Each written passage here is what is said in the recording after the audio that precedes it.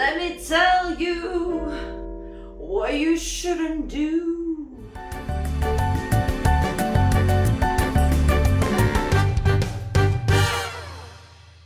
Hello everybody, Rasa the dancer is here, and today I'm trying out a different part in my room, so we shall see how this comes out.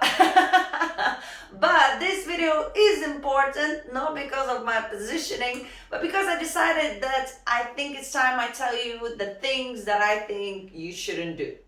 Now, this is not my opinion per se, it's actual facts, and some of them are recommendations, some of them will protect you and make your life better. So stick around and find out 5 things that you definitely should stop doing.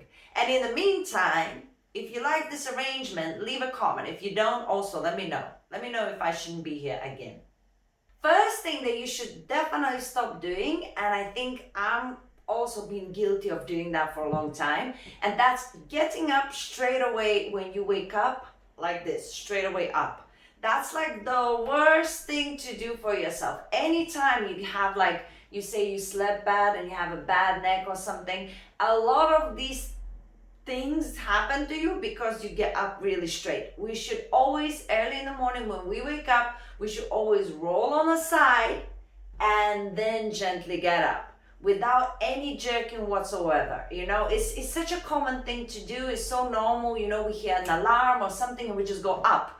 Try to avoid it. Try to really put it in your head, I shouldn't do that. I should roll and then get up. And that's like in general, even if it's not just when you're sleeping, if you're exercising on the floor or something, always roll on the side before you're getting up. Nothing to do with your age or agility or flexibility. It happened to all of us, okay? The amount of times this happened to me until I said, no, not ever again.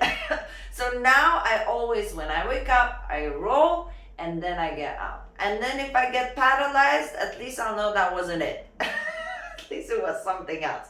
But that's one way to really prevent injury from happening. You wake up fresh, you know, in the morning with your whole body really stiff.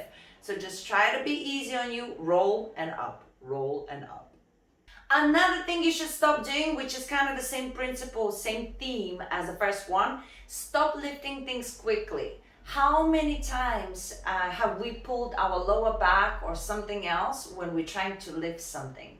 And sometimes it's just the fact that you're lifting it quickly and not because it's heavy. So sometimes you could be just bending over to lift, I don't know, soap or something, anything, right? So it's not about how heavy it is the fact that you just bend however, and then it's the quick action to get up.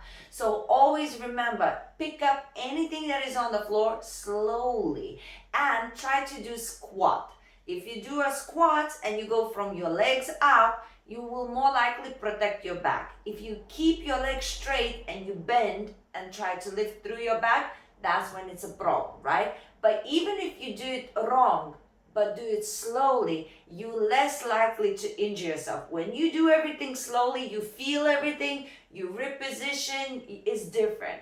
So just try to avoid picking something up like really quickly, anything jerky. And if you can remember to squat into the positions when you're lifting something up, that's fantastic. And that will be a huge help for you. And again, it's nothing to do with age. I've been through it myself. Take advice from me. I've been there. Okay, this is like really serious, and again, really common, I think. Eating before the sleep. Right before sleeping, eating is the worst.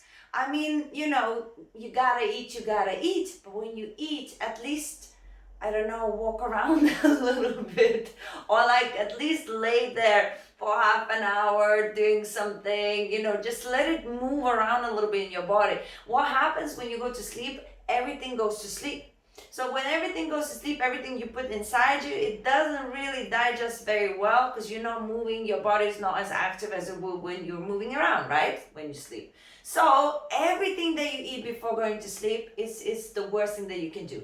A lot of the times, this is not always, but a lot of the times your dreams are affected as well. So sometimes if you have like huge nightmares during the night, think whether you've eaten before you went to sleep. A lot of the times, not always, but a lot of the times, because you eat something heavy before sleep, you get nightmares as well. And just as general, it's not healthy for your body, it's not good for your, gaining weight and stuff. So if you could avoid, it's not the best still to eat at night, but at least if you eat, an hour before going to sleep or something, at least while you're still moving, it's something. So just before going to sleep, try to avoid eating and you will feel so much better. If you're really, really hungry, drink some water. Does that sound bad? You'll thank me later. Oh my God, this one now I am trying to actually get rid of as a habit myself at the moment. And that's chewing gum.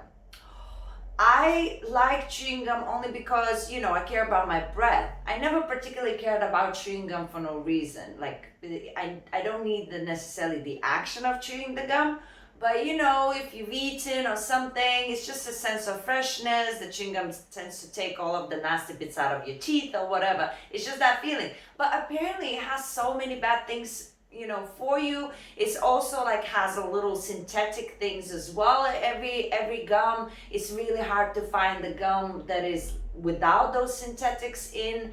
And then also more so, it actually causes a lot of acid in your stomach if you do it on regular basis. I mean, if you have one chewing gum now and then, it's definitely not a problem. But I'm talking like, I'm still suffering from this, but I tend to eat chewing gum very, very often. Every time it's nearby, I just put it in my mouth to freshen up and stuff.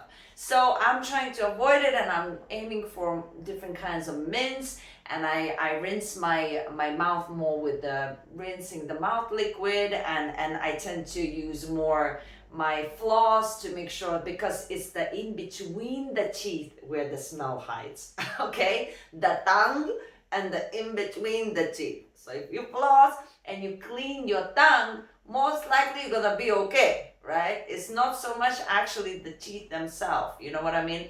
So try to avoid the chewing gum if you can. Think about other ways you could make your breath better. And if you want a video on that, I am super obsessed with my mouth hygiene.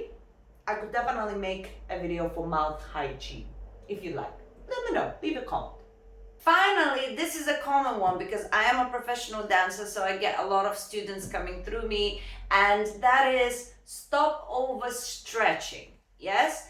It's a lot of people think that when you stretch, you are supposed to stretch 100% and that will be better for them. But there is such a thing as overstretching and actually injuring yourself and being in pain for weeks and weeks, sometimes months, and not being able to stretch anymore because you overstretched.